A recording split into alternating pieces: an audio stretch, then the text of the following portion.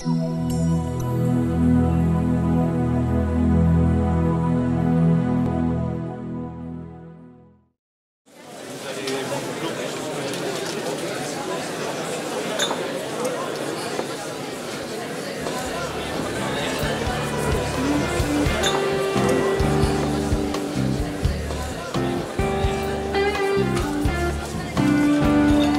quelques jours des fêtes de Noël, à quelques jours des fêtes de fin d'année, champagne, foie gras, ce sont des noms qui chantent.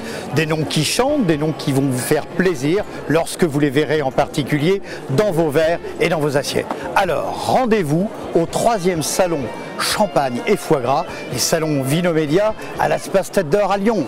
Allez-y et bon appétit!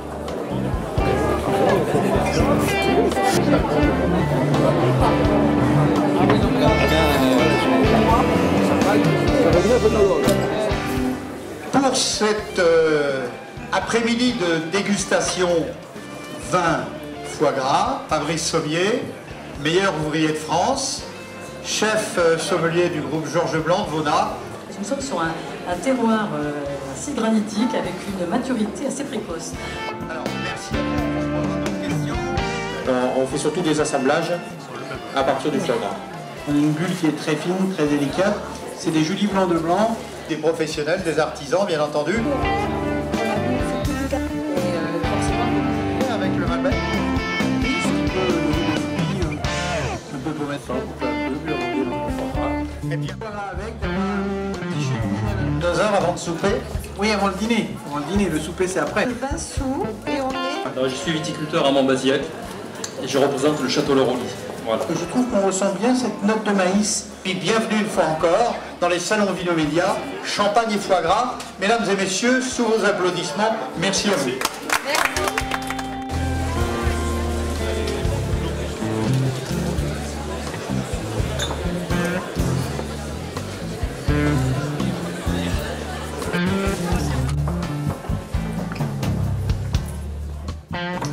Madame, mademoiselle, monsieur, bonjour. Nous sommes partis pour un petit tour du monde. Un petit tour du monde avec les chocolats que va nous présenter Michael Azouz. Michael Azouz était l'un des 3 de l'équipe de France qui a remporté en 1989 le premier championnat du monde que l'on appelle la Coupe du monde de la pâtisserie. Cette table ronde de dégustation d'accords chocolat-vin est organisée par le salon Vinomédia. On va jouer à un exercice qui est assez délicat et vous verrez qu'il n'y a pas de règles. Qu'est-ce que du chocolat, quelle que soit l'origine, pur beurre de cacao, c'est pas une bible, hein. Pur beurre de cacao, cacao, sucre, vanille naturelle. La lessive n'a pas été bien lessive. C'est un apport d'une matière qui est souvent issue de Maintenant, avant de faire la transition, je vais vous présenter nos 4 vignerons. Un Pinot Gris Grand Cru Kirchberg de Bar millésime 2009. À aucun moment le chocolat ne va prendre le dessus sur le vin ou inversement, c'est vraiment une harmonie parfaite du début à la fin.